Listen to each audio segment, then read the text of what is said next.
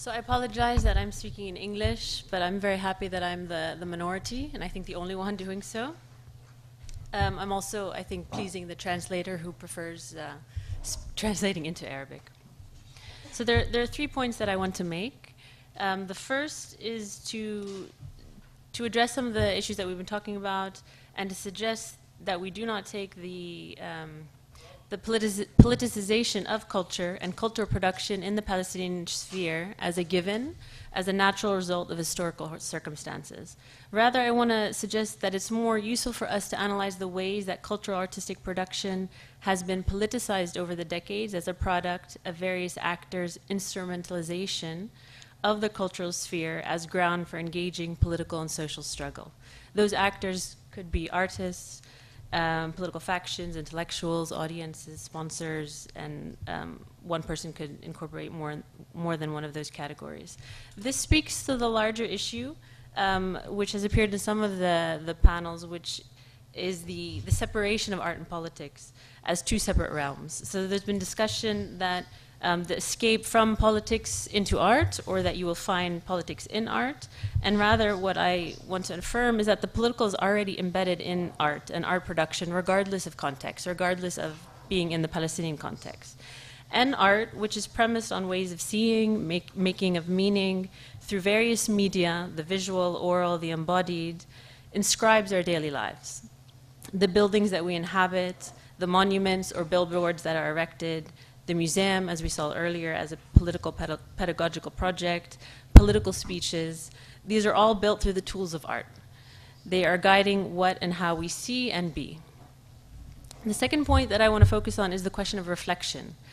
How do we reflect on what we do? The focus, therefore, is not on the final project or the life it takes, how people read it, the knowledge they make of it, but rather the process of producing art and culture. And I'll speak more about this in terms of performance.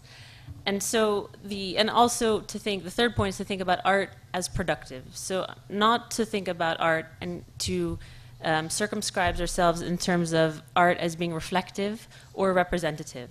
So the function where art becomes reflecting Palestinian experience, or art and culture becomes representing Palestine and the Palestinian culture. So I want to think more in terms of the productive, in terms of what art or culture is actually producing, as well as it being produced. So what I'm going to be speaking about is not a critique of art or artists and how they function, but it's more looking at the structural workings of reflection or evaluation of what we do. And this is happening right now at Piaget University. There's what's called quality assurance, which is encapsulating all the departments, and we are required to assess what we do according to certain criteria.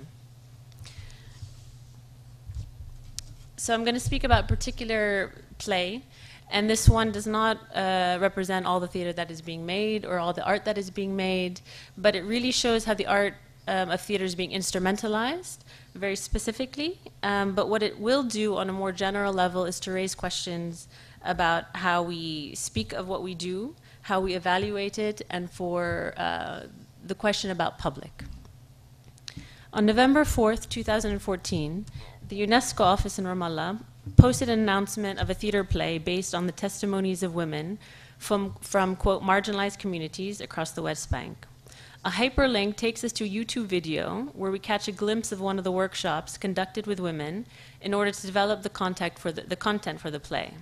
In these workshops, we read in the UNESCO announcement, the women participated in drama activities in order to be quote, encouraged and empowered to share their experiences, and particularly those of gender-based violence. UNESCO's gender equality specialist is quoted as affirming UNESCO's prioritization of combating gender-based violence and supporting the use of theater to, quote, allow women to express themselves on this sensitive and taboo subject, unquote. The announcement additionally serves as an advertisement for the play's opening the following day, which we learn will also be live streamed to audiences in Gaza and all over the world. Gender becomes an axis that draws together artistic practice, colonial politics, and international investment in local stories of violence against women. I can say much more about this project and specifically how gender is mobilized and the production process of this play, but here I'm going to focus a discussion on performance and the Palestinian culture sphere as an arena for political social change. The the narrative in the UNESCO announcement is one of gender empowerment, where the art of theater is used to bring positive change in these marginalized communities. It gives the appearance of universal appeal. There's an alignment or harmony and no apparent discrepancy between the localized content of the play, which is described as sensitive, taboo, and its global advertising, live streaming, and sponsorship. The story is one of successful relationships between UNESCO and the theater, and between theater and the women. The narrative fulfills one of UNESCO's mandates, which is to build the capacity of civil society initiatives to support gender equality in the occupied territories. The linear progression of the narrative gives value to certain concepts and events and guides the reader's understanding of the theater project. A brief rewriting of the narrative would read, women from marginalized communities use theater activities to empower themselves, and this is a success story that deserves to be made public. I offer this paraphrase to highlight the ways in which a document of an event inscribes and produces its own knowledge. Such categories as marginalized communities, gender-based violence, and West Bank are naturalized through mainstream development and political discourse, as is the universalness of the project, as well as the capacity of art for creating change. And while this is a UNESCO narrative, this becomes the narrative that circulates in all of the Arabic media press as well. So that this forms the press release, which then serves as journalistic accounts or news reports on the theater play, so that this narrative becomes localized. The document, therefore, how we narrate the art that we do also has its own resonances, and it also reflects back on how we perceive the function of our art. Just yesterday, actually, I saw an announcement or a journal article documenting a theater play that was traveling, I think, in the UK, and it was published on a very prominent website. And the title of it was the title of the Palestinian play, and then it was semicolon, Palestinians show they are people too. So even though that this description, which was just 2 days ago, might not reflect the content of that article, still that this kind of title produces a certain kind of reading and understanding that continues to reiterate and circulate. So if we think about art as an arena for change, the theater practice in this particular play, which was the interactive workshops with the women and the layered process of thinking through and embodying their testimonies, is thus valued in relation to the results that it offers, or at least its perceived potential. So this raises another set of questions in terms of the prioritization of the final product of art over its actual process. It also opens up the question about how we gauge that potential for change and where we locate it. In English, performance is the public exhibition of a theater play, and also as a term or concept is tied to evaluation, assessment, and judging. How do we perform? In the political realm, international legitimacy, political solutions, perceptions of our struggle have been based on how we perform. Solidarity with our national struggle is most often tied to the means that we pursue. The category of nonviolent is the most relevant now. The roadmap, as a pertinent example of larger institutional workings, is based not on end goals but on ongoing assessments, the need to fulfill certain requirements, whether of policing our own population or adhering to the model of good governance. Its full title, A Performance-Based Roadmap to a Permanent Two-State Solution to the Israeli-Palestinian Conflict. How we perform is not merely a translation of how we or our actions are represented, but also how we shape our actions for our intended audiences. Just another example, and I have many, is Thomas Friedman in the New York Times. A few years ago, he says, "You see, there are two models of Arab governance. The old Nasserite model, which Hamas still practices, where leaders say, 'Judge me by how I resist Israel or America.' The new model, pioneered in the West Bank by Abbas and Fayyad, is 'Judge me by how I perform, how I generate investment and employment, deliver services and pick up the garbage. First, we build transparent and effective political and security institutions, then we declare a state. This is what the Zionists did, and it worked for them." So writing in support of the two-state solution, Friedman contrasts what he calls two forms of Arab governments, visibly present in the occupied territories. The first is based on resistance to colonial imperial powers. The 5 minutes, right? Okay. The second is on establishing the neoliberal economic and security institutions. Regardless of position, it's just another example to show how Palestinian political practices, how it grounds Palestinian practices in a logic of performance. In the cultural realm, and specifically the theater, I think of these two terms together. So how do theater makers use the element of performance in the practice of their art, and how do we reflect on that performance? Essentially, the question is, how do we produce our art and how we evaluate it? As the production of art has increasingly become dependent on attaining funding, it becomes an institutionalized process of gaining those access to funds most often. In the theater, what we find is that the evaluative process becomes part of those terms.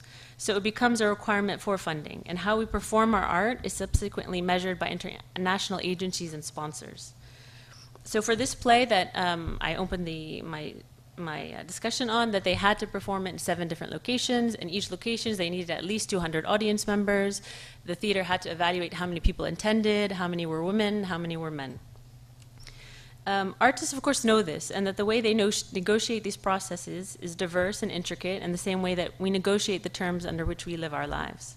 A question, therefore, to pose is, what mechanisms do we have to reflect on what we do as artists or cultural producers?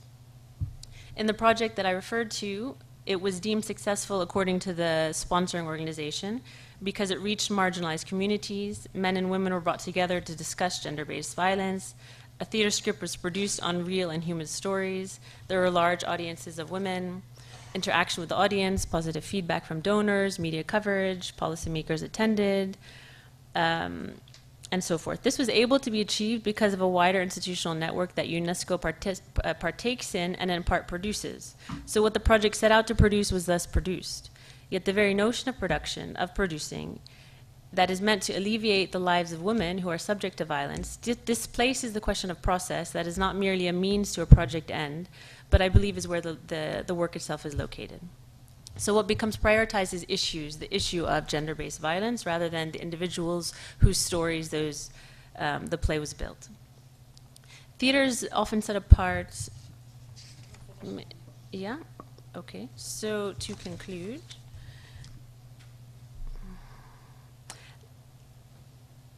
so then I'll just have one kind of final thought. In the shaping of the project, the theater makers who were in the workshop, so to focus on this process. So one of the theater makers related to me that she felt the women had higher expectations than the theater makers were able to fulfill. So during the interviews with the women, they had a recorder to record the testimony of the women as potential source material for the play. And she said, with the recorder in front of you, the women see you as someone who can help them, not as a theater maker. The split or the blurring together here between the artist and the one who can create change brings us back to the question of the political or the artistic, and the artistic. It locates the arena for change in the process with the women, not the public performance of the play. But if we think about change, then we must think of our audiences. We must think of the publics that we produce. And those publics that we produce do not need to be thought of necessarily in the public exhibition of the art that we do, but rather in the process. So the question of public, how to produce a public, what constitutes public reflection, what is the relationship between public and the enabling of social change, I think are essential questions for us to think through. Thank you.